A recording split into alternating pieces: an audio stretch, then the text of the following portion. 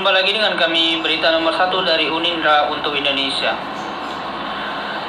Telah kita ketahui bahwa Indonesia adalah negara yang kaya. Bukan hanya dari sumber dayanya saja, Indonesia juga kaya akan bahasa.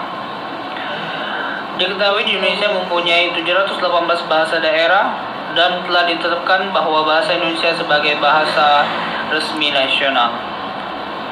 Pada kesempatan kali ini kita akan membahas tentang bahasa baku dan tidak baku. Dikarenakan masih banyak sekali masyarakat Indonesia yang belum mengetahui apa itu bahasa baku dan tidak baku. Dan bersama kita telah hadir 5 narasumber yang akan menjelaskan tentang bahasa baku dan tidak baku. Dan kami pun telah menyiapkan beberapa pertanyaan untuk kelima narasumber.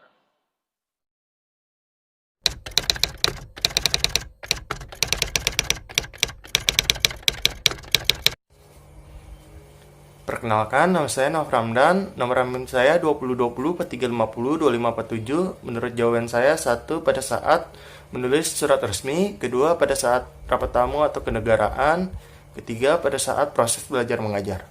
Terima kasih.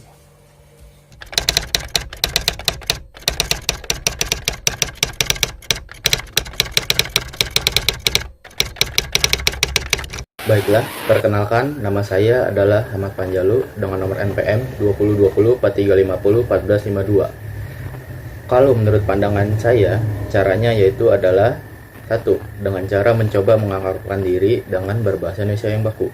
2. Memahami definisi dan juga penggunaannya, karena tak kenal maka tak sayang. 3. Memahami struktur tata kalimat dan tata bahasanya.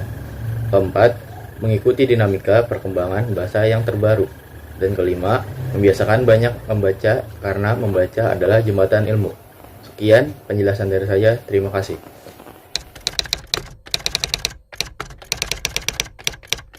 Saya akan menjawab pertanyaan nomor 3. Perkenalkan, nama saya Nanda Prianti dengan NPM 2020-4350-1454. Jawabannya membuat surat dinas, surat edaran, surat laporan, karya ilmiah, surat lamaran pekerjaan, dan surat resmi lainnya.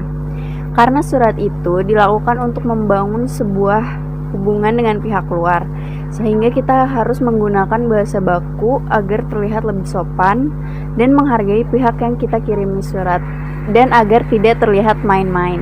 Terima kasih.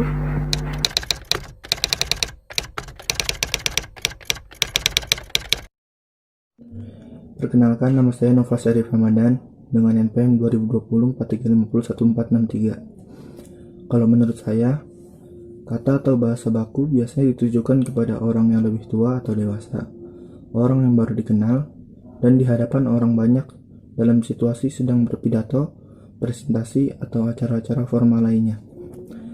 Kalau kata atau bahasa tidak baku biasanya orang yang sudah kenal lama, seperti teman sebaya atau sahabat. Terima kasih.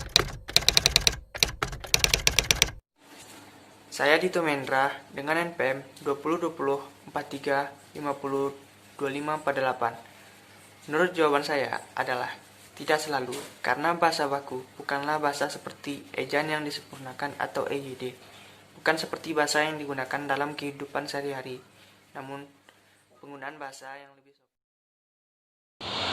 Baiklah, itu jawaban dari para narasumber dan dapat kita tarik beberapa kesimpulan mengenai jawaban tersebut.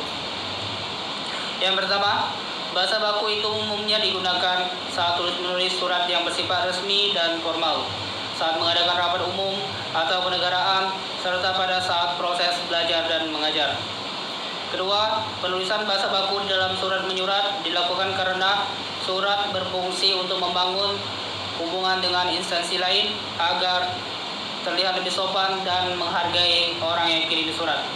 Ketiga, bahasa yang tidak baku umumnya digunakan untuk proses komunikasi yang dilakukan kepada orang yang sebaya dan sudah kenal cukup lama, serta umumnya untuk sesuatu yang non-formal. Penggunaan bahasa baku keempat, penggunaan bahasa baku umumnya digunakan kepada orang yang lebih tua atau dewasa, orang baru dikenal, serta kepada khalayak orang ramai seperti saat pidato, presentasi, dan kegiatan formal lainnya. Untuk cara mengatasi agar masyarakat memahami bahasa baku sebagai pemersatu bangsa, yaitu akrabkan diri dengan bahasa Indonesia baku pahami definisi dan penggunaannya, pahami struktur kalimat dan tata bahasa, mengikuti perkembangan bahasa terkini, budayakan diri untuk banyak membaca.